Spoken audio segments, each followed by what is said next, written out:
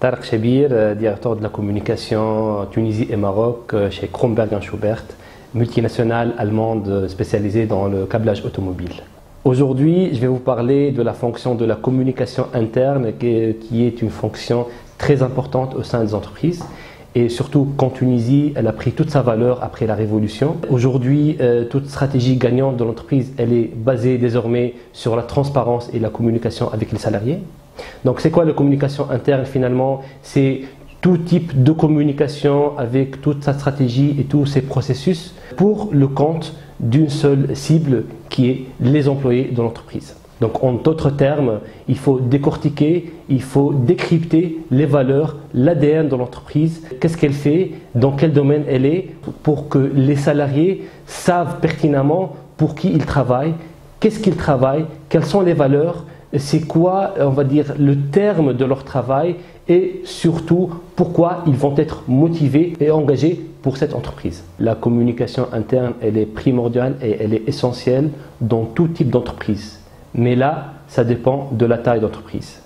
Aujourd'hui, on peut trouver la communication interne qui est rattachée à la direction générale pour les grosses entités.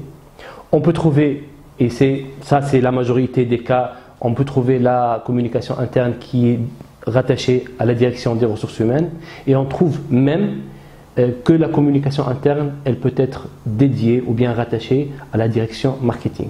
Personnellement, si vous me dites quelle entité ou bien quelle structure de la com interne préférée, je dirais la première, bien évidemment. La communication interne doit être rattachée à la direction générale. Pourquoi? Parce que c'est un poste stratégique. Pourquoi c'est stratégique? Parce qu'on parle du court, du moyen et du long terme. C'est vrai qu'aujourd'hui, un DRH, il fait de la com interne, mais il n'a pas les moyens, il n'a pas, on va dire, l'esprit de la com interne, donc du coup, quelque part, ça va léser un peu sa com. Si on met la communication interne sous l'égide du marketing, ça va créer un peu, c'est comme, entre guillemets, l'usine à gaz. C'est la génération du contenu standard à l'extérieur, y compris la com interne de l'intérieur. Donc là, je pense qu'aujourd'hui, il faut valoriser les employés, il faut valoriser les salariés. Comment les valoriser? À travers la communication interne. Concrètement, ce que je fais aujourd'hui chez Kronberg & Schubert, c'est que le matin, je mets ma blouse, je pars à l'usine, je rencontre des gens et je partage, j'échange, j'écoute activement ce qui se passe au sein de l'usine. Il y a un deuxième critère qu'un communicant interne doit avoir, c'est l'adaptabilité. Communiquer en interne, c'est quelque part avoir une agence de communication au sein de l'entreprise. Et là, vous avez pas mal de clients en interne. Vous avez la production, vous avez la direction générale, vous avez la direction des ressources humaines, vous avez la direction technique, la direction de la qualité. Et chacun vient avec une problématique à travers laquelle il veut communiquer avec sa cible, une cible prédéfinie, une cible bien définie surtout. Et là, vous devez avoir de l'écoute et vous devez avoir de l'imagination pour bien calibrer l'offre à la demande. Aujourd'hui, il y a quelque part parmi les challenges, on va dire pas la face cachée de l'iceberg, mais on va dire des challenges. On est toujours guidé par les challenges. Qu'est-ce que ça veut dire? C'est aujourd'hui, il faut bien comprendre la stratégie de l'entreprise, la stratégie de la direction générale pour bien la simplifier, et ça, c'est pas facile à faire. C'est bien la simplifier parce que devant nous, on a une cible qui est demandeuse de l'information, une cible qui est quelque part très demandeuse de cette information-là et très frileuse parce que le pire de la communication interne, c'est qu'un employé écoute un bruit de couloir ou bien une information de l'extérieur et pas de l'intérieur. Et c'est de notre rôle de maîtriser cette information-là. De deux, il y a ce qu'on appelle l'infobésité. Il y a un terme qui est très courant dans ce domaine-là, c'est qu'aujourd'hui, un communicant communique pas uniquement pour communiquer, pour dire, mais il faut quelque part savoir communiquer, choisir les mots, choisir le temps, choisir le lieu et choisir le média. C'est très important et c'est ça la force.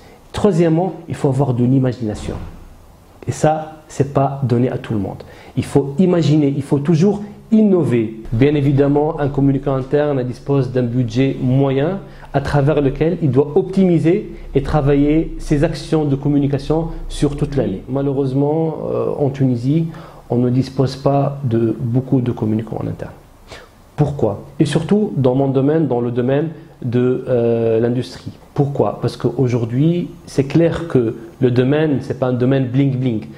Aujourd'hui, le domaine de l'industrie, c'est un domaine qui est froid, c'est un domaine qui est très corporatif, un domaine qui est guidé par les KPI, très stressant. Aujourd'hui, communiquer avec des salariés qui viennent tôt le matin et qui partent après 8 heures de travail, très épuisés, c'est un challenge à faire.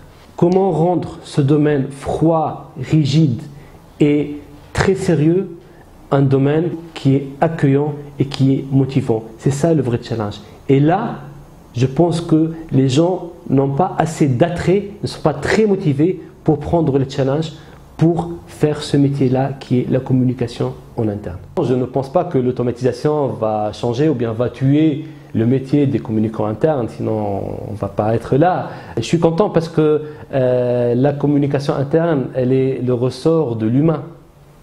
La machine ne peut jamais remplacer l'humain dans les valeurs, dans la création du contenu.